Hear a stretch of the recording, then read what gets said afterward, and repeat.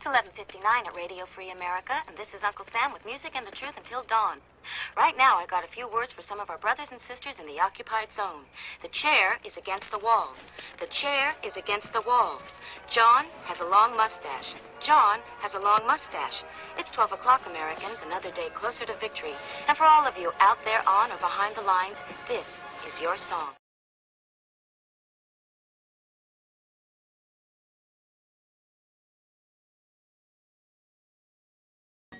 Hello, everybody, and welcome to Impromptu Live Chat. Let me turn off everything there, and we're answering questions, see what's going on. Maybe it's a sweepstakes, maybe it's a giveaway. Who knows what's going on? So nobody's saying anything. I guess we'll have to entertain ourselves here. I've got about 50 minutes while some stuff happens. Maybe it'll go quicker. Maybe I'll end this thing faster, and you won't have a chance. But ask a question. We'll see what happens. So let's see, nobody's out there saying anything, so we'll just have to get DJ out there. So we'll see if DJ comes up with anything. Otherwise, we'll wait for somebody to ask some kind of question so we can answer that and refund it, so to speak. But we've got 45 minutes now for this thing to happen. I figured I'd go live since I'm pinned down. I can't do nothing else. I've got 2 things running right now. The other one will take even longer than 45 minutes, probably. But, I guess back in the old days, you could go on the YouTube and people would interact with it. What's happening today? See, everybody's jumping on the X, but the problem with X is nobody chats on the X. They just observe, I guess, on the X. So looking at what my buttons do, I guess I can use this as a chance to play around and do things. Edit mic. Have you added anything recently to the firearms? Yeah, that little 4-barrel one that I got up at the Dugout Gun Museum. If that's what you mean. Buying guns is fun when you're young, I guess, but I don't know. Looking at the new guns, not that much out there looks at me. Oh, books, library like that. Yes, definitely the books, actually. I can open up something live right now. Hold on, where is it? I can literally do a live opening right now if I find this thing. It's outside. Are you walking outside right now? Walking outside like this?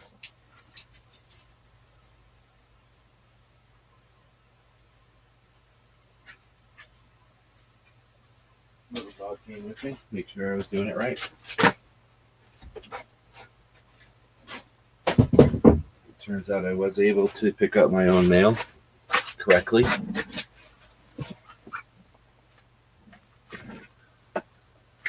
So let's see which one this one is. Is this going to turn on? No, because now I have to go to this and go like here and go to here. Now we've got it. All right, so I got this going on here. I guess I shouldn't show you their address. So let's open this up like that. 45 minutes left. Wow, that's a pretty big file that's moving right now, I guess, if it took all that time. It hasn't even adjusted, but take a big breath before you pull something like this out because they always are rank. This is probably some kind of a thank you. Huh. We wanted a minute to thank you for finding us and buying something from our eBay store. Oh, nice. This is horrible.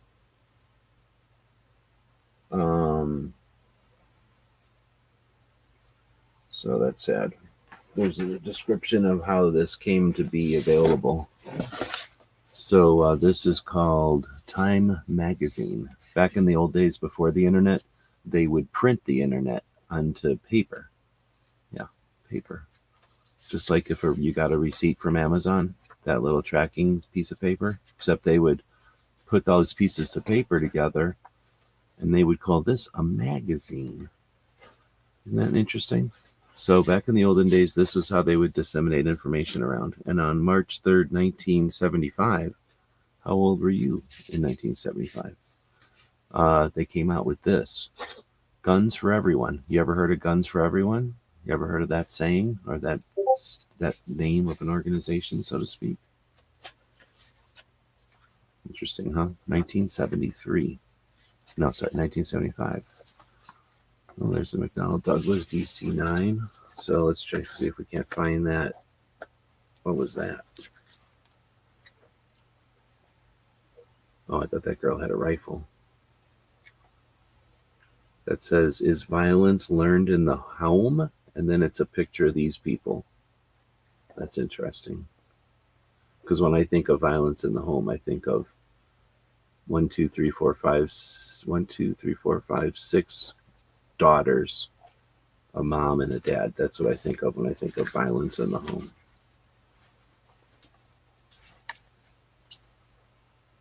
That weird car. A Puig. That's how you pronounce that. Puig. There's a lot of cigarette ads in here. Notice that? There's making coffee by hand. A lot of booze and cigarette commercials back in the day. 1975. Well, I need to figure out what a table of contents is, I guess, and then figure out where this is. Cover story, page 34. Here we go. Page 30. I'm trying not to go anywhere near this because of how much it stinks. Old magazines are horribly stinky. I don't know how people like the smell of old books and stuff. So it starts off with an AR, well, I guess an M16 back in those days. Let's see, what is it? Does it have on here? Interesting. I think it's strategically airbrushed out. You can almost see the airbrushing because it's such a shitty old 1975 edit. But it looks like they airbrushed out the numbers for some reason. That's weird. But anyway, basically an M16 for sure. And then, or maybe it was a toy and that's why they scribbled the numbers off. But it looks like an M16. But then it gets into, there's an AK-47, then everything else is essentially vehicle, aviation and vehicles, tanks and shit. So this thing says, Guns for Everyone, shows an M16 without a magazine, by the way, and some giant volcano, I guess, going off.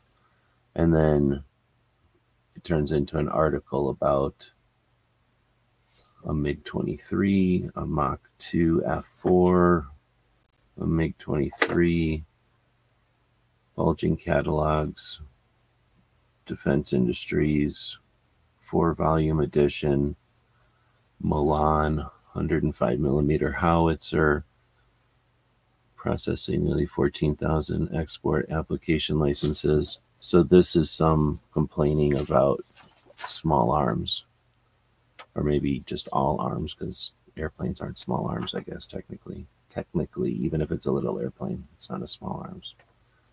In the industrialized West, no single company today stands out as a symbol of arms production in the way that Germany, Britain, major U.S. weapons manufacturers also, for example, turn out such specific products, I guess. Is that really a word? Specific products as farm machinery and hair dryers. FMC, Northrop, Chrysler, General Electric, American Motors, Hughes, McDonald, and Textron.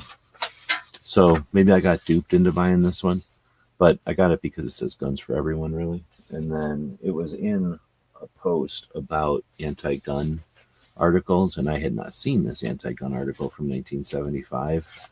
You mean what was happening in 1975 that's anti-gun? I don't know of anything. So let's go ahead and close this.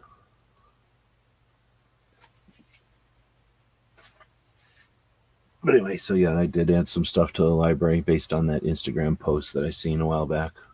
Like I say, they had like 5 or 6 magazines in there. And I got like 3 of them right away off at Amazon or eBay that were less than $10. So I figured I'd throw them into the library. Are you waiting on a 3D print? No, I haven't 3D printed in a long, long time. No, I'm just waiting for files to move off my phone. I just haven't done it in a while. And there's a bunch of videos and things, and it's literally taken 50 minutes to move the videos from my phone to my hard drive that I store them on. So I figured instead of just sitting here watching my computer making a little busy signal, I would do something else. And as soon as I started doing that, that turned into another probably an hour of like a system thing that has to run. So I was like, okay, great. I just tied my hands. Now I can't do nothing. I mean, I could search the internet or something, but I figured I'd go live. I know that issue, but don't own it. Oh, really? I was in kindergarten. Huh. Oh, what you're saying in 1975? Are you older than me? You're not older than me. Monthly civil defense siren test just freaked me out. Huh. We don't get those here. Is that Scott? Packrat? A few of those companies aren't around anymore. I guess so. I was listening to a conversation with Sean Ryan, has interviewed the Secretary of Defense. No, Secretary of the Army. There is no Secretary of Defense. Secretary of the Army, who is also the stupid head of the ATF. So Sean Ryan is a vet bro, does a big podcast and interviews other vets. And I guess, yeah, this guy's a vet. He's a ranger and shit. So this guy's okay. He's a good dude or whatever, but he's a massive politician. So when he asked him about guns, he was about as slippery as you can get. And he definitely gave the big government, like, well, if we want to make sure people have a right, but we also got to worry about making sure everything's perfect. And, if that means putting all the guns in place and you check them out when you need them, maybe that's the answer. So that's about as close to an answer as he got, and that was scary as shit. So, migrating from a phone, get it, I filled other laptops, hard drive. I just have to pull. I don't know how everybody else works, but I film a lot. So I have to pull stuff off my phone or else it gets full. Plus, I like to archive it for safety or whatever, so I'm not carrying around all my files. I know Apple people are different because they embrace the cloud. They love the robots in a way that some of us just don't understand. But they're intimately familiar with the robots in a way that they just share their life with the cloud. I can't do that. So my shit doesn't go to the cloud unless I decide it goes to the cloud, and that's business. Like I put work on the cloud. I don't put important things like my dog's pictures on the cloud. I put them in a separate place on the cloud. But anyway, no, I'm just pulling the stuff off my phone and putting it onto a hard drive. And like I say, I had no idea. I didn't do it for maybe a month. So it's just taking an hour or whatever, literally. I think we're down to 35 minutes. Mainly I can unplug my phone and go use my phone. So I'll end this at that point. The other stuff that's running on my machine that's making it so I don't want to do anything is going to take a lot longer than that. It has 11,500 things to do, and it's only on 2,000 of them, not even. So 1,900. So that'll be a little while. Anyway, so that was a pretty interesting conversation with the Secretary of the Army, and talking about when you brought up this, that some of those countries aren't around anymore. He said when he became Secretary of the Army, he publicly announced or said something like to the effect of, I'd be happy if the government loses a few primes. So the primes are the prime suppliers, I guess, for the military or just the government in general, the way that they do contracting or purchases and stuff. They have some huge companies that provide a lot. And it was interesting. It was worth listening to this conversation. It's 3 hours long, so it's not a light conversation or anything. It takes forever to get to this part. The part I'm talking about is about an hour and something into it, hour and a half into it, maybe. And, so he says when he became the Secretary of the Army, he really wanted to get rid of some of these huge entities that supply the government and seem to charge, $6,000 for a part. And then he said once he became the Secretary of the Army, of course, all these companies came to him and said, hey, what's up? Like, why do you have this perception or whatever? And he made a great point that there's $6,000 toilet seats for sure, but anybody who thinks that's corrupt isn't really paying attention, because we have, we don't just exist in this corrupt government forever.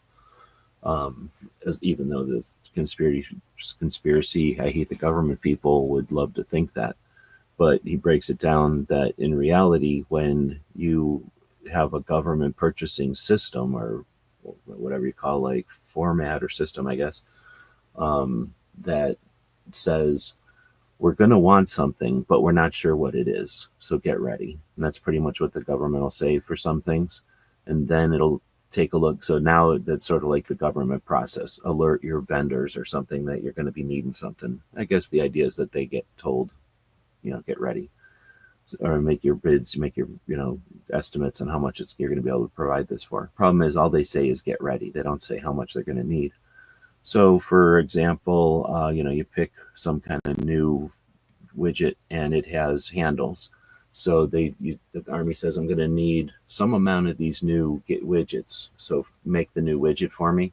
And the company says, well, all right, we're going to put some amount of investment in development of this widget, depending on if it's brand new or if it's just a division of something else, how much time they're going to put into it.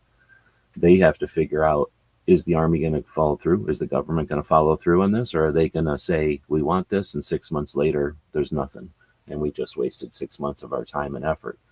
And that's what happens, is the government goes around doing that, saying, hey, we need this, we need this, we need this. And places get ready, and some of that stuff follows through, and some of it doesn't. Let's say on the good side, something, and I'm not quoting this guy exactly anymore, but I'm trying to explain his position. So let's say something does actually get made, right? Okay, we need this new widget, and we're going to need 100 of them because our elite unit is going to need them. And they say, okay, for us to make 100, it's going to cost us, $1,000 a piece. If you wanted to buy 1,000 of them, it would cost us $100 a piece. So what do you want, 100 or 1,000? They say, oh no, we need 100. All right, so we'll make 100 at $1,000 a piece, and we make them, and they get made. Now the government says, okay, now we want 1,000 of them, and they say, all right, well, should we sell them to you at $1,000 a piece or $100 a piece? Well, we don't know if you're going to end this contract 5 weeks into it or what. So we're going to charge you $1,000 a piece, because half the time you just, the next administration says no. The next general comes along and says no. So there's just too many variables. And what we've created is a system where these companies really couldn't keep going if they didn't charge something and then make their investors happy. So they have to charge something to even make these things possible. So basically, this guy's looking at it as a broken system that creates these $7,000 toilet seats out of necessity. Otherwise, these companies are going to go out of business, and because we keep running them into weird, explorations of prototypes or something, and so that's basically, and everyone knows this. That the $7,000 toilet seat is either paying for something that's going on in the skunk works, that's just off the books, or it's something like this. The device attached is not functioning. What's up with that? What isn't functioning here?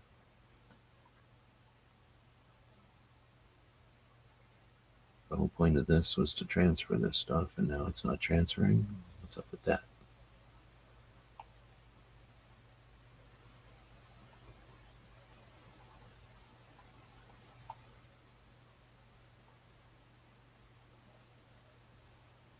All right, we'll try this again. The device is unreachable. That's weird. What'd you do? Who did what to my devices here? Let me unplug some shit and plug some shit back in, I guess.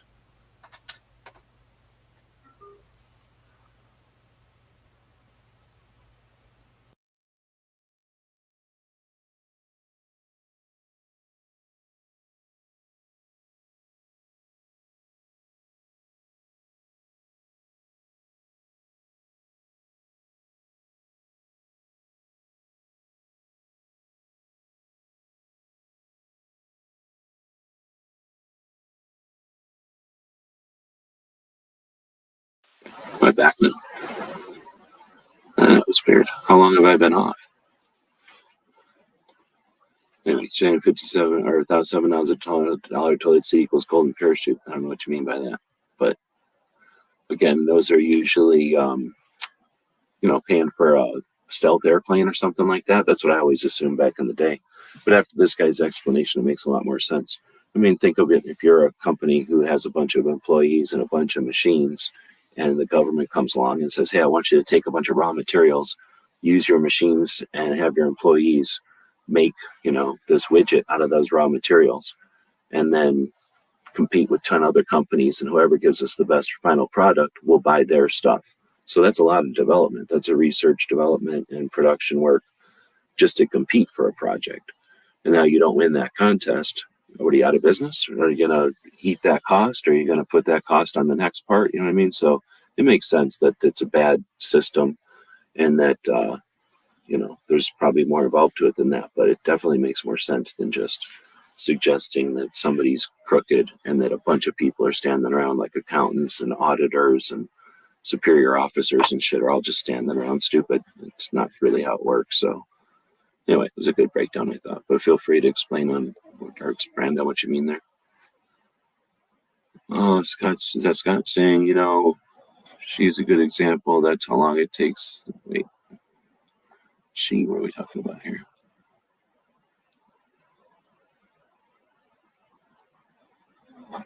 Good example. How long did it take them to finally adopt a semi-automatic rifle? I was watching, and there were numerous small bidders for that.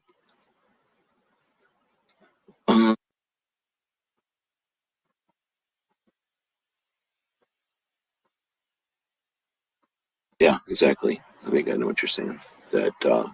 And that's something that's pretty big. I'm thinking even the little stuff, like, hey, we need a new frying pan, or we need a new brakes for the new Humvee or whatever.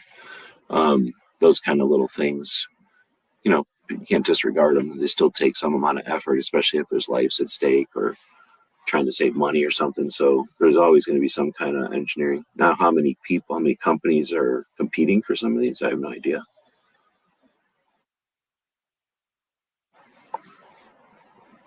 Now I gotta sit here and quit talking and try to get my file transfer started again.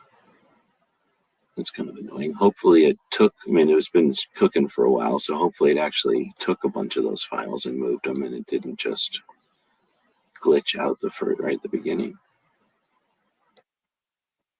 Then opening a new window. Jump into September videos. Sort these. Okay.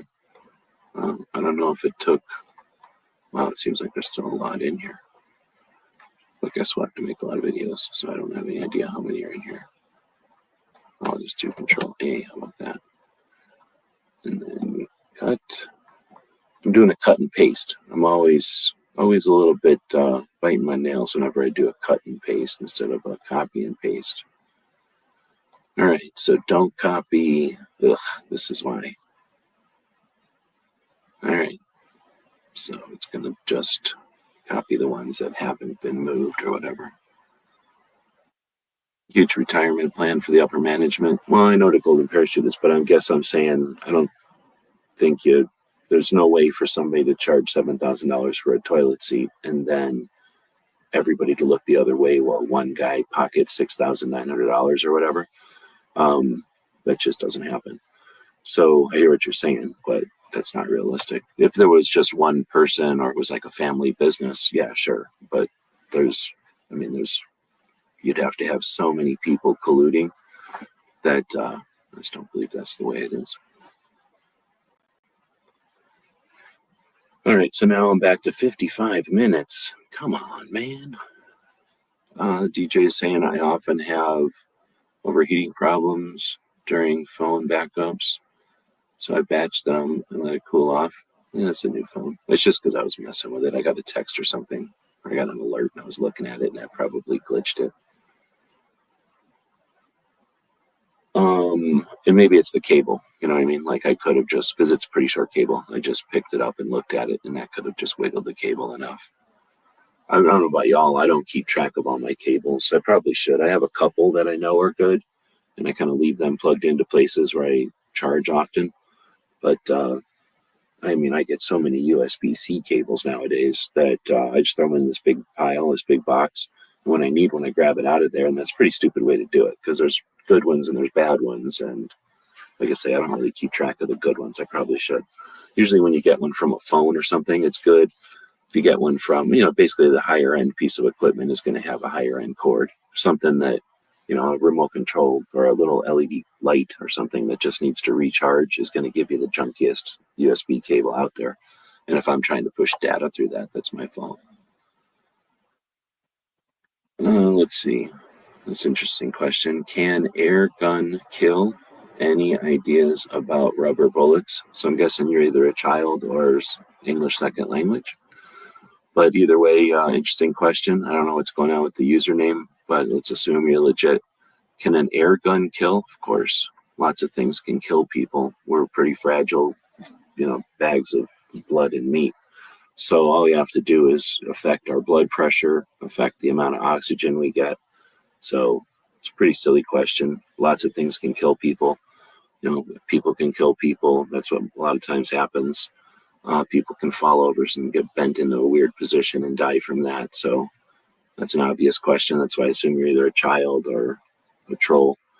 But the other question, any ideas about rubber bullets? I don't know what you mean by that. Do I have ideas about them? I have lots of ideas about them. But when we're talking bullets that are made out of rubber, you're usually talking about shotgun projectiles that are a little dense, like they're a little more dense than your typical rubber. And so they probably have something in them, and they're a little less bouncy. Again, I suspect they put something in the rubber so that they're still pliable, but they're not solid, but they're still, like I say, able to be shot, because standard rubber in the size of a pellet doesn't have the density to really move. But rubber pellets are, like I say, they're not quite like a rubber ball or anything. They've got something mixed into them that makes them a little more dense. They're still rubber, though. And then they just swap them out with probably number 8 shot. No, not 8. What am I saying? With like double-aught shot or even bigger. So you get maybe 5 to 8 little pellets in the shotgun shell, the standard shotgun shell.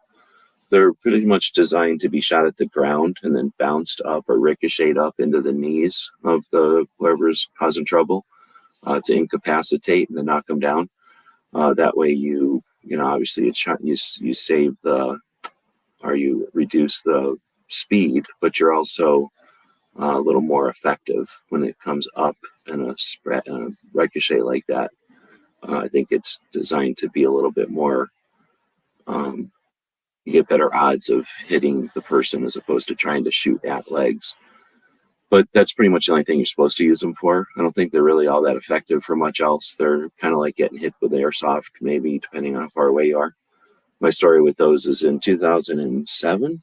No, 2000, I don't remember. Back in one of the first SHOT Shows we went to, one of the first SHOT Show media days we went to, it was still at the Clark County Range in Vegas and everything, but they were just different back then. It was newer, and it was like a new event, and there was a smaller place, and there was fewer people, and it was less the way it is now, like less regulated, I guess. Like there's less procedure because they hadn't created the procedures yet. So there was a company, and I'll think of the name when I'm not thinking of it, but they go to SHOT Show every year, and they have less than lethal projectiles. And they have like koosh balls, which I like a lot better than the balls. And then they have they have a couple of different little shapes. So they have other things besides rubber bullets that they put into shotgun projectiles for riot control or for police or whatever they use them for, like jails maybe.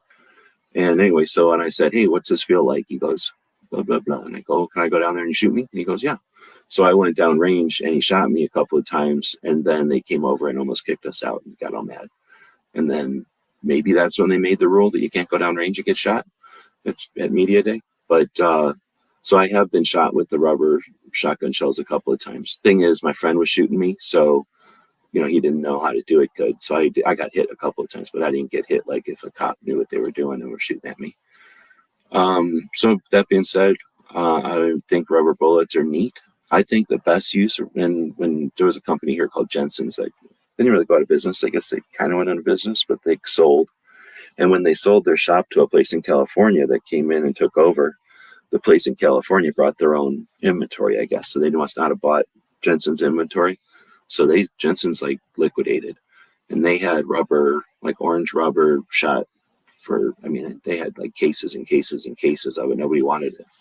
And I didn't know, I thought it would have been cool to buy that and then go into a big warehouse, like a giant warehouse, and then like at least a big metal building or something, and then turn off all the lights and then get some clay throwers, turn on black lights, and then wing the clays with, if they're not already fluoresce, I think they do, but if they don't already fluoresce, then paint them with something, and then wing those things into black lights so that you're just shooting these like discs in the middle of nothing, into the darkness, these glowing discs in the darkness, and shoot those with rubber.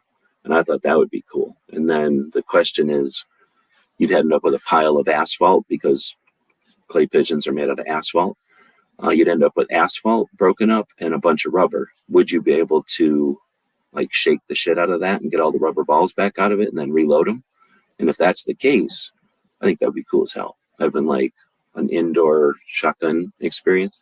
Maybe get those. Well, nowadays they make like a little game looking thing. It looks like a little propeller disc thing that they shoot.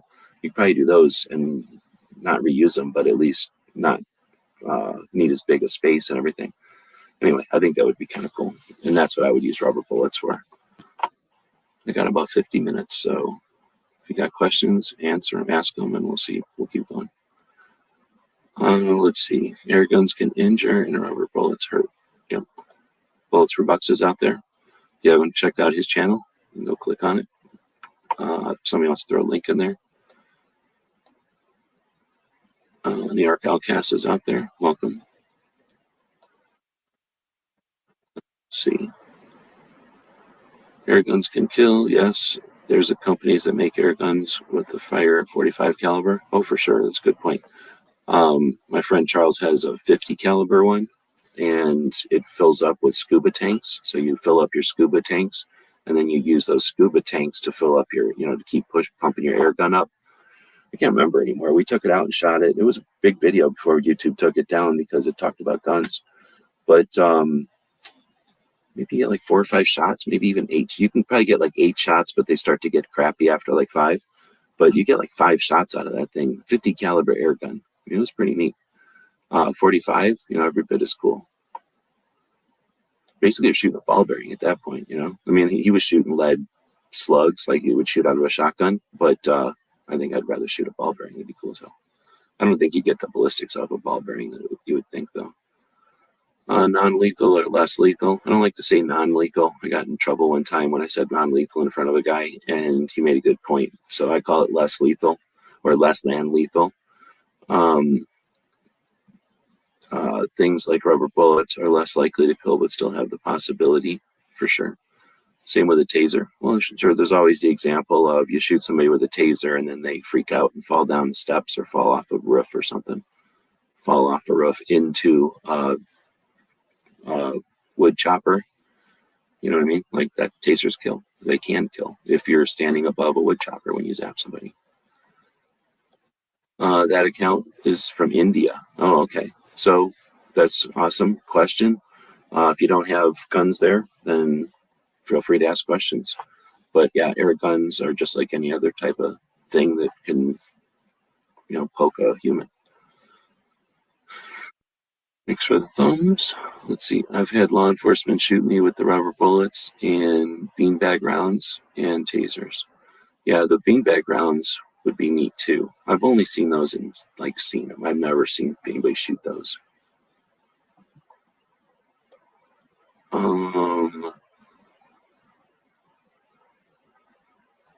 Exactly, because he was running from them. Here we go. So you can build a gun from some raw materials like they show on some spy movies, like the 2 or 3 parts like Legos. 16. Okay, that's cool. It's just a language thing. Sometimes when people in our country are trolling each other, they talk like that or they type like that because they're just being jerks. So I appreciate you sticking around. So in some movies, they put together guns like from 3 or 4 pieces. That's fake, but it's also real. So there are definitely guns that are precise and precision made enough that you can kind of disassemble them.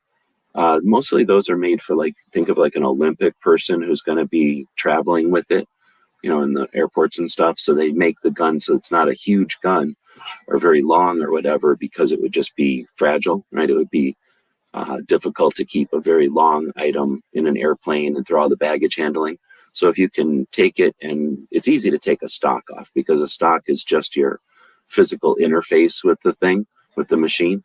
So taking the stock off is very easy to remove or fold most of the time. Sometimes a gun has mechanisms that go into the stock which prevent it from being able to fold or being removed, but that's few. Most guns have just a piece of wood in the back of them to, become that interface with you, and, the connection between you and the gun. So most of the time you can snap that off or take that off or unhook it or something. And those are, strong, but they're not necessarily all that important to be repeatable or to be the same every time you put it together. Now the optic, the scope that's up on top, the glass part that you look through, that's important for a gun that's going to be precise at long distance, that connection is always removable, for one, because it's attached to the gun at some point. But most of the time that's designed to be attached and left there. And most of the time it's designed to be attached and then kind of locked into place using an adhesive. So not only do you screw it down, but then you put a Loctite to lock the thread so that the screws don't back out, so that thing stays put. There are people who, again, for travel or for hunting sometimes, because that can be a fragile vector on the gun, right? The interface between the optic and the rifle, or just having an optic on top of your rifle, and now you're going to carry that rifle around. Some people will put that gun together, keep it together, and put it into a very good bag, like a padded bag or something, so that now they can carry that padded bag around, keep the thing in good shape, and then be able to have a precise, connection when they go to shoot it.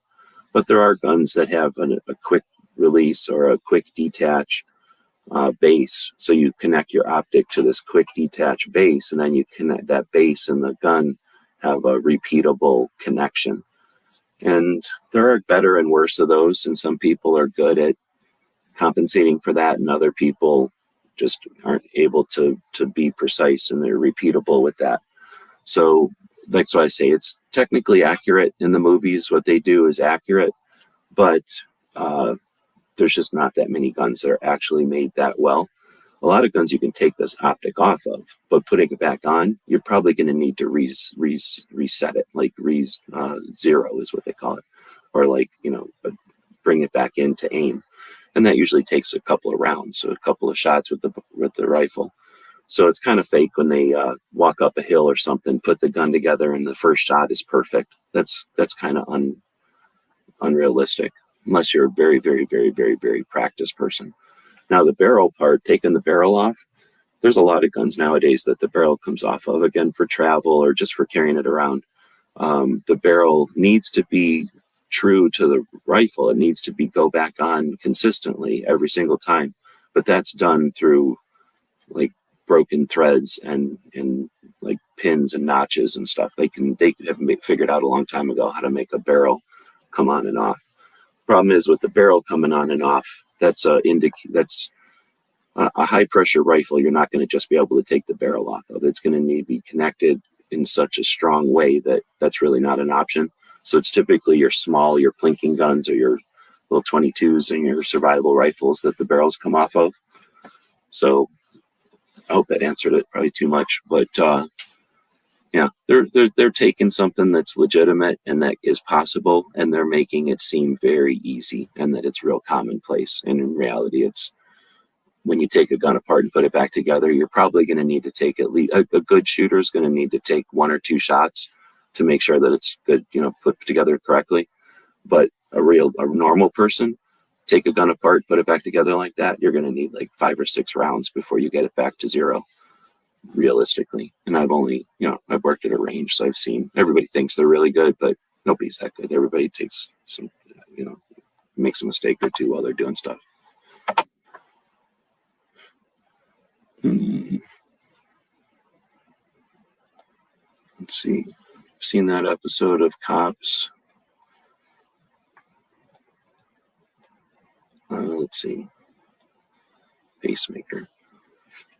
Smartest cops ever, like, tase people while they're pumping gas. Oh, or you get, like, an explosion or something. I never thought of that. Taser could kill if someone has a heart issue. Yeah, well, you wouldn't know. And people with heart issues shouldn't go around causing crimes in front of cops with tasers.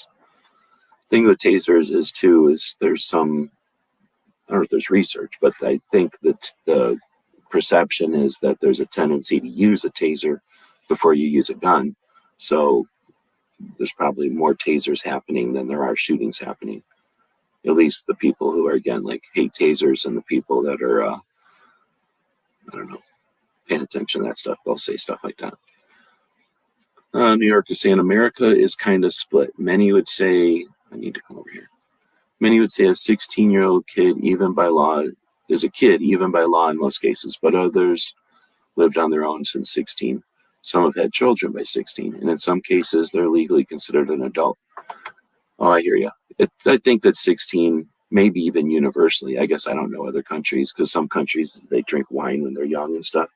But I would say in most countries, 16 is going to be that age where probably some kids, are an adult by then, and then definitely other kids are still kids at that point.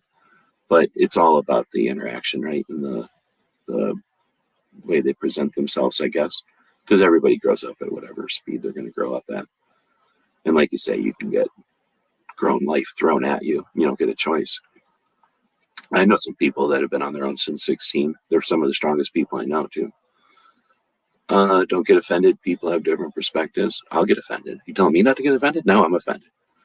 I'm more interested, I don't know how to say that, so I'm just going to say I'm more interested in starting a gun business, but here in India. It's kind of hard to get a license and all. In your opinion, what is the business in gun category? In India, I think that I don't know nothing about India, but I have seen some videos and I've seen some of the Yahoo stuff that's going on over there. So I know that the culture of India isn't scared of guns. They don't love guns. They're not afraid of them, though. They're part of your culture or whatever. Not maybe the same as some countries, but definitely more than other countries.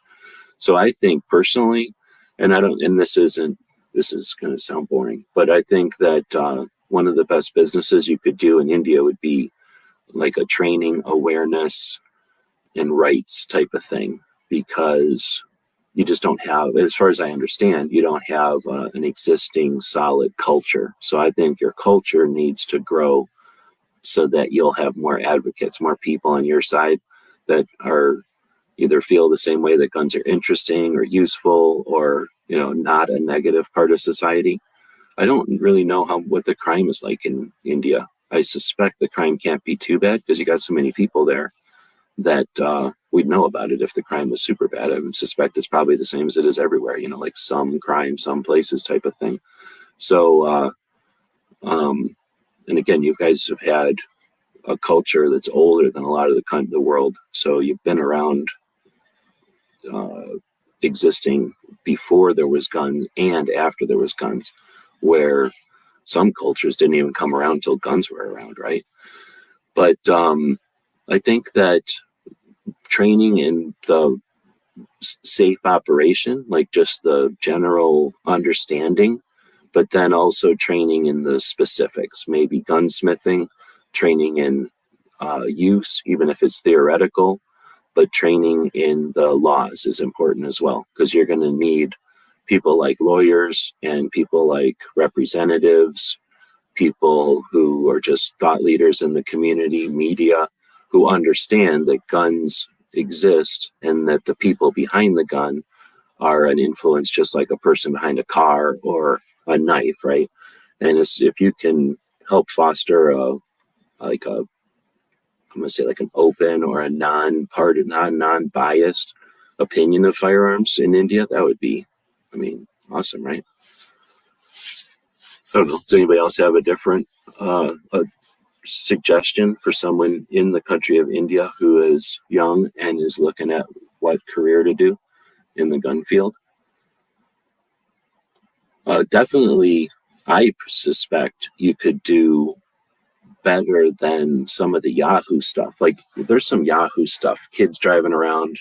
I mean, kids to me, I'm old, but people driving around, not baby kids, but young people driving around on motorcycles and just brandishing, shaking guns around. Maybe like a wedding or something where people are shooting it, and it just seems reckless and Yahoo to people who aren't comfortable with firearms. And if that's the only if that is the only what's the word, like if that's the only way that people are going to be like introduced to guns, just some regular person is introduced to guns by seeing somebody be reckless or maybe dangerous in their mind, because somebody who doesn't know about guns isn't going to understand that an unloaded gun being waved around for some reason isn't reckless or isn't violent or isn't dangerous. And it isn't. Like if you're shaking around grandpa's gun because he just won a championship or some kind of shooting contest, and you're just shaking his empty lever action in the air, no one is going to be scared of that who knows about guns. But somebody who doesn't know about guns might think that's the most dangerous, horrible thing to do. So just awareness could go a long, long way. Yahoo equals imbecile. Thanks. Whatever you do it legally. I'm pretty sure they have laws in India.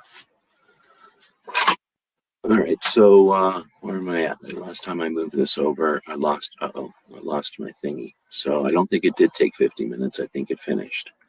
So let's figure this out. I have 300. Oh, I can't do it this way. I moved 148 items. I hate when I do this, when it screws up with, I was moving 322 videos.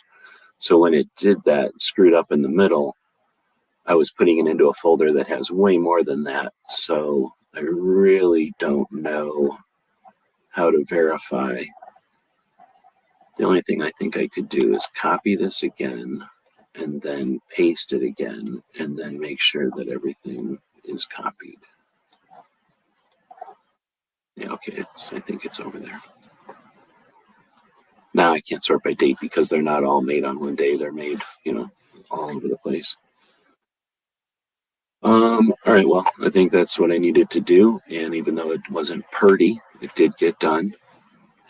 So I'm going to quit the live here in a minute. So I'm going to shut all this stuff down. It means I got my phone back. I can go do stuff. What's this saying? I'm going to catch up on how many small vendors submitted bids and samples and never got adopted. How much did it cost them and who paid for that? You're talking about like the $7,000 toilet seat? Yeah, exactly.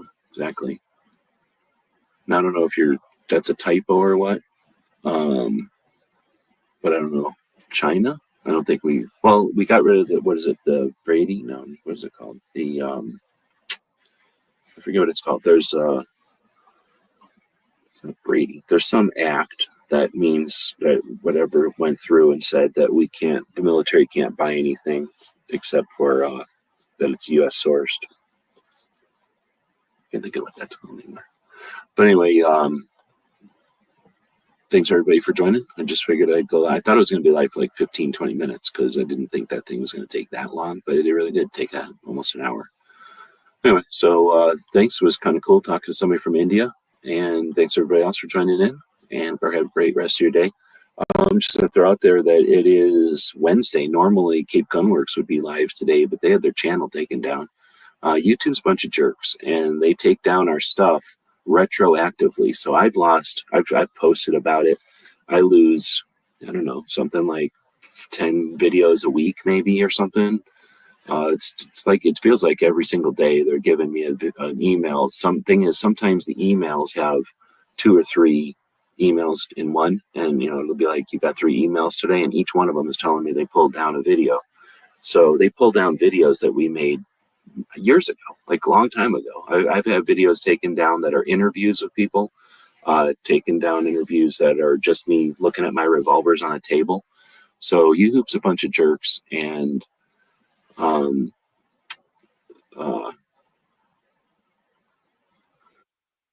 know why I started ranting about that.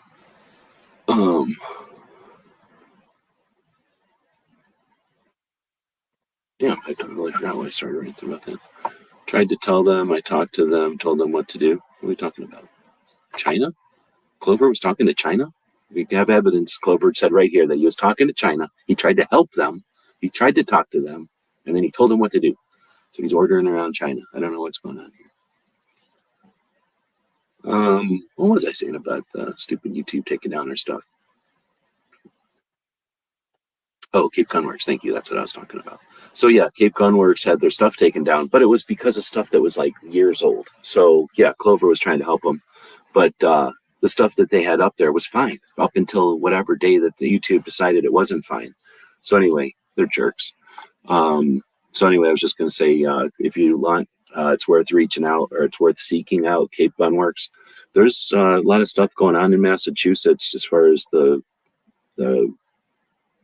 new governor is just a asshole, and has overstepped their authority, but their like jurisdiction. And instead of the national level organizations like rallying to Massachusetts, they're using the excuse that they have so much legislation that they got to pay for, and that there's so many states to worry about that, Massachusetts, Colorado, and others are swinging in the breeze. So we only have the GOAL, Gun Owners Action League, which is the state level organization in Massachusetts that's really shining light on these issues that they've got as a state. Pretty much Massachusetts is one of those states where I don't think it's that great there because people are leaving, right? Like we know massive followers or people with massive followers have left the state instead of staying. And they love that. Massachusetts loves it when the people who don't like their policy just leave, because then they are left with all the people who either don't care or can't do anything about the policy. Well, Toby has stayed, and YouTube has chopped the channel down, or what do they call it, like ended the channel. I suppose there's probably some potential for them turning it back on, but I don't think the hopes are very high. And I don't know what they're going to do, if they're going to run over to just, what's that called? What's the other one called? Rumble? Or if they're going to go somewhere else, or if they'll start again, or if they'll just give up. But this is, I don't know how long you've been a gun owner. I don't know how long you've been on YouTube or not, but this is not the first time. This is not the first people. This is not the first situation like this. So how do you handle it? Do you just go, oh, well, there'll be another one? Do you go, oh, well, sorry for them? Or do you try to follow what they're doing? Do you let the world know with your content or whatever? I mean, back in the day, people did things, they participated. I don't know if I would say every single time the results we wanted were the consequence, but it's up to y'all. You can do what you want about everything, and that result of what everyone decides to do decides what tomorrow will be like. So it's not much we can just do. It's not like there's instructions on, oh, if you don't like what YouTube's doing, do this. But one thing we can definitely know is if nobody does anything, we'll never have anything different happen. So I appreciate all the people out there who do stuff differently so that we do have a different tomorrow than we had today. All right, well, thanks everybody for jumping in.